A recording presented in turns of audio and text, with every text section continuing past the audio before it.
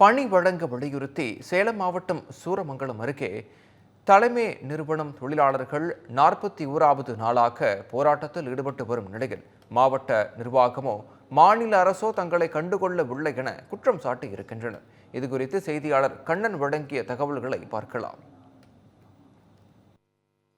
41 நாட்களாக நாங்கள் போராட்டத்தை தொடர்ந்த நிலையில் மாவட்ட நிர்வாகம் இதில் பாதிக்கப்பட்டுள்ள 128 குடும்பங்களை கண்டுகொள்ளவில்லை என குற்றம் சாட்டுகின்றனர். இது குறித்து நம்மிடம் விளக்குவதற்காக தொழிற்சங்க தலைவர் தங்கம் இணைந்துள்ளார். அவரிடம் கேட்போம்.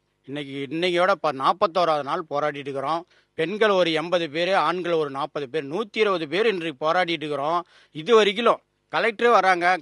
கலெக்டர் இது வரைக்கும் பேச்சுவார்த்தைக்கே வரவே இல்லை. இதனால வரைக்கும் அதே மேலே ஆட்சியர், மாவட்ட துணை ஆட்சியர், தொழிலாளர் துறை வந்து போராட்டத்தை கைவிடுன்னு சொல்றாங்களே தவிர இது வரைக்கும் எங்களோட கோரிக்கையை செவிசாய்க்காதே இருக்காங்க.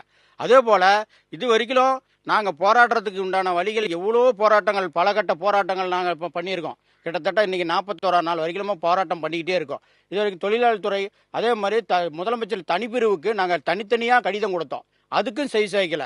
அண்ணன் வேல்முருகன் அண்ணன் ஒரு கடிதம் கொடுத்தாரு, அதுக்கும் செவி சாய்க்கல. இப்போ தொழில்துறை அமைச்சரோ தொழிலாளர் துறை அமைச்சரோ அதே போல முதலமைச்சரோ கவனம் செலுத்தி இந்த 41வது நாள் போராட்டத்தில் இருக்கும் ஈடுபடும் தொழிலாளிகளோட பிரச்சனையை கதவடைப்பு சாதாரணமாக பண்ணல.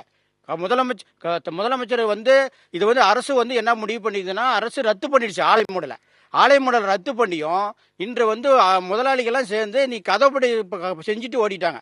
அரசு வந்து இப்போ என்ன பண்ணோம்னா, தொழில்துறை அமைச்சரோ தொழிலாளர் துறை அமைச்சரோ முதலமைச்சர், மாண்புமிகு முதலமைச்சர் அவர்களும் எங்களோட போராட்டத்தை, எங்களோட கோரிக்கையை நிவர்த்தி செஞ்சு உடனடியாக இந்த ஆலை மூடல் பண்ணாங்களா அதை திரும்ப பெற்று எங்களுக்கு வேலை திரும்ப கொடுக்கணும்.